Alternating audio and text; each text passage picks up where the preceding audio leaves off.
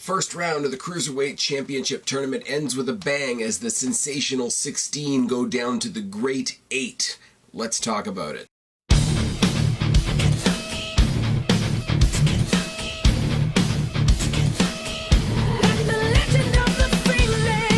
What's going on, everybody? It's your buddy, it's your pal Spaz Phoenix, the YWC Reality Check here with your February 20th, 205 live review. And I don't usually do the house cleaning on the 205 live reviews. I usually save that for NXT, but I will say, go back one video. If you want something other than wrestling on this channel, go check out the review of Black Panther that myself and Kristen did. You guys know Kristen from the PPV Pick Em videos and some of the other videos we've done on this channel. We both loved Black Panther. We did a review. It ended up being about an hour and a half long, so if you don't want to hear all of it, I completely understand. I may do a separate video myself on the some of the political bullshit surrounding Black Panther, but I'm still in the deciding process of that. Also, for those of you that don't know, those of you in the GTA, anybody that's going to be at the NXT Mississauga show this Thursday, I will be there at the Hershey Center. If anybody sees me, if anybody recognizes me, you want to say hello, go ahead and say hello. Stay tuned. Because I'm going to be at that show on Thursday, the pay-per-view pick'em video for Elimination Chamber is probably not going to be recorded until Friday night. So those of you that participate in the pay-per-view pick'em, I know some of you have started sending me your pick'ems already. Please stay tuned for the video because there will be bonus questions as there was for the Royal Rumble. So if you want to get, you know, have that included in your score or whatever, please do so. Go back, check out some of my videos under the I'm losing my train of thought. Sorry, guys. Go back, check out my Off the Cuff series. Most recent one was on the Booker T. Corey Graves situation. For those of you that believe that was a work, you have indeed been worked, is my personal opinion. Check out some of my NXT reviews. Check out my coverage so far of this particular tournament. Anything else is all up in the annotation up there. Please don't hesitate to contribute to the Q&A that is going to be happening. The March Q&A will be happening the week before WrestleMania. It's going to be very, very fun, and there's a whole lot of other stuff coming after that. We're talking about NXT tomorrow, but we'll talk about that later on. The show tonight, February 20th edition of 205 Live, started off with a replay of last week. Andrews defeating Tozawa, which was very surprising. Gulak defeating Nice in a match that they actually managed to make me give a shit about. And reminds us that tonight that Daivari is taking on the debuting Buddy Murphy, and Mustafa Ali is taking on gentleman Jack Gallagher, who was told to go buy wrestling tights, which is great. ARIYA Daivari versus Buddy Murphy to start. Buddy Murphy, for his debut in 205 Live, decided to wear all purple attire for the purple and orange brand. Nice little touch there. He's still got the old, like, sort of rave Blake and Murphy music. I don't know how I feel about that. His Titantron is super generic and doesn't really fit the music. Impressive as hell. The guy looks entirely different. The guy apparently dropped over 20 pounds to meet the 205 Live limit. It's all good with that. A couple weeks ago, you guys know that I did take the little segment that they did on Raw with the Cruiserweights and included it in my 205 Live review. They haven't really done anything with the Cruiserweights on Raw, and if they're going to sort of pull 205 Live from Raw to make it feel like more of its own thing, I think at this point, with the rebirth, with Triple H taking over, with 205 Live actually having a general manager, I think that makes a hell of a lot more sense. But if there is stuff happening on Raw, I will include whatever happened on Raw in the 205 Live review, because you guys know I'm not reviewing Raw, I'm not reviewing SmackDown, because fuck that, pretty much. Anyways, ARIYA Daivari and Buddy Murphy is the first match of the night. Collar and elbow tie-up, knockdown by Murphy, headlock by Daivari, huge tackle by Murphy, head scissor followed by some forearms. Murphy looking incredibly fast for a guy his size in the early going, until inverted DDT on the apron by Daivari, followed by a tackle into the steps. Chops by Daivari, hard Irish whip in the corner, arm drag, chin lock with a post by Daivari. Everything from the minute that he hit that apron edge, everything's working the back. It's fucking wonderful. Chin lock with a post by Daivari, jawbreaker by Murphy, kick, high knee, missile drop kick by Murphy, step up enziguri by Murphy, and a flipping suicide dive, which even the commentators go out of their way to say, hey, is that the greatest idea? You've just had your back taken apart by your opponent. Top rope, double knees by Murphy. And when we think of the double knees maneuver, we think of it being performed by Sasha Banks, because it's a big part of her arsenal. Seeing it done not only by a dude, but by a dude the size of Buddy Murphy is, it does get your attention in the middle of the match. Forearm by Daivari, frog splash by Daivari, and Daivari's frog splash, I mean, he's not my favorite guy in the division, I'm not gonna lie, but Daivari's frog splash is fucking great, followed by a super kick and a lariat, crazy series of kicks by Murphy, and then he hit what I'm guessing is his finisher, because it finished the match. Spoiler alert. But it's basically an inverted pump handle into a snap Olympic slam. So if somebody out there can please tell me what the fuck I'm supposed to call that, throw it down in the box below. Really cool maneuver. And like I say, Buddy Murphy lost about 20 pounds just to qualify for the division. He's one of the biggest guys in the division. If we see him going up against Tony Nese at some point, that's going to be a sight to see. Bring back Neville, have Neville versus Buddy Murphy, because Neville ain't exactly a small dude either. That could be really, really cool. But the speed of it, the snap of it, like I say, Olympic slam, but like a snap Olympic slam. Murphy gets the win. To say that I was impressed, to say that this is night and day from what I thought of the Blake and Murphy tag team in NXT, is the understatement of the century. ARIYA Daivari is a talented guy in the ring. He's, I don't want to sound cocky, but he is a good hand in the ring. Didn't really see him performing and moving on in this tournament, especially with people that are debuting. We've seen what's happened with the legs of Roderick Strong and the upset by Mark Andrews last week, so this is not a big surprise. Drake Maverick in the back finally reveals the brackets, which is great, because we haven't had a bracket until now. The one major difference, and this might be a nitpick, and you guys can tell me down below if you think this is a nitpick, one of the big hindrances of this compared to the original Cruiserweight Classic is we knew what was coming. We knew what the bracketology was. There was no bracketology for this tournament until now. Reveals the entire bracket, which I'm going to talk about later on, and it's followed by a little bit of trash talk between TJP and Cedric Alexander, which is a match I'm looking very forward to. We take a break from the tournament and we go to what is basically a jobber tag team match.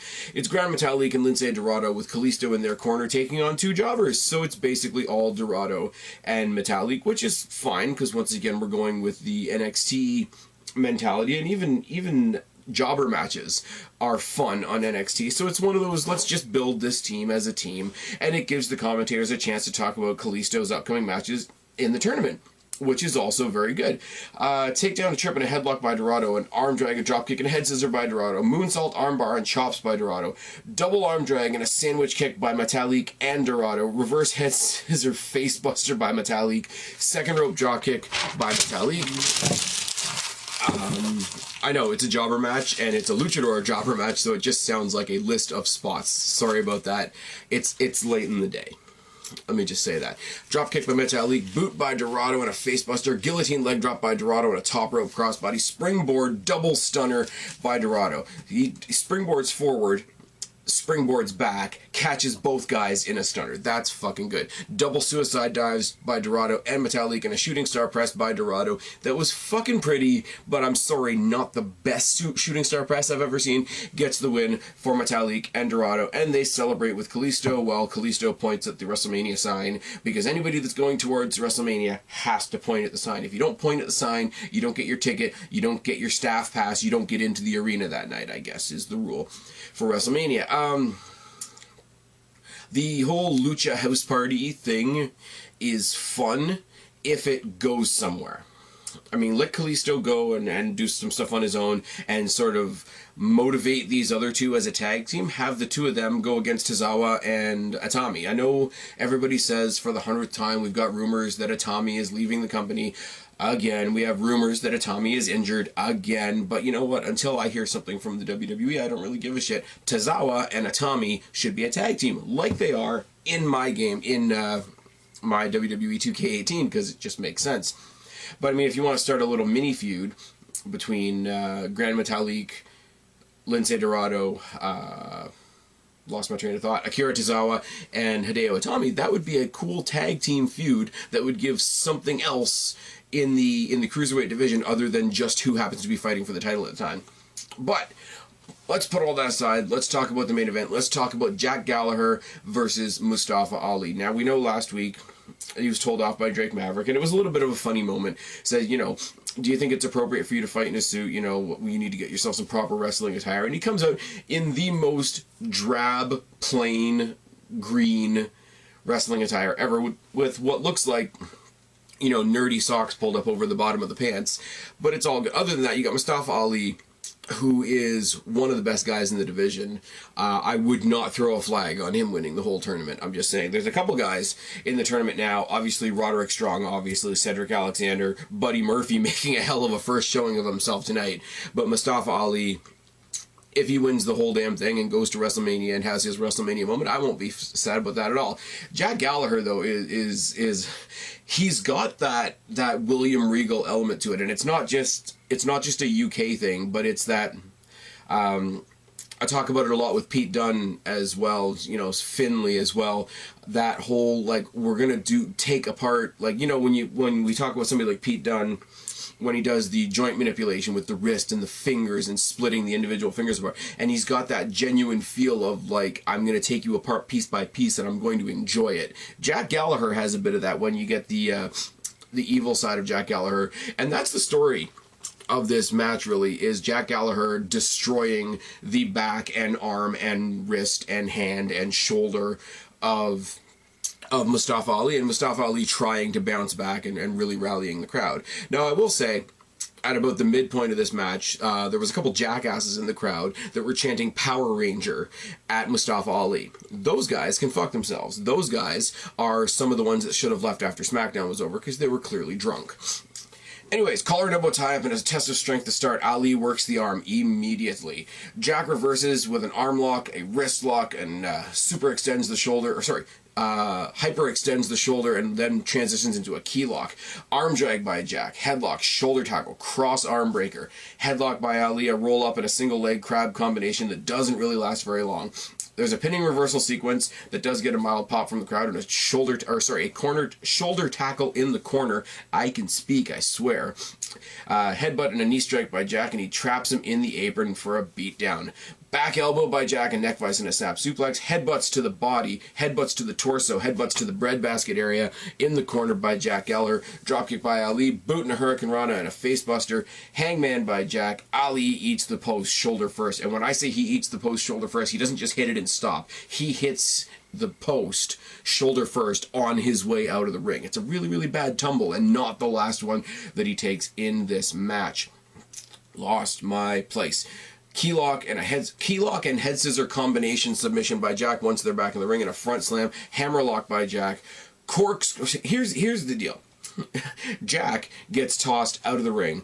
Ali, who's already fucked up, who's already going with one good arm, whose back is already hurting, tries for a corkscrew suicide dive and fucks it up something fierce. Doesn't quite make it over the ropes, crashes his own body down on the apron of the ring, and then hits the floor, not touching Jack Gallagher at all.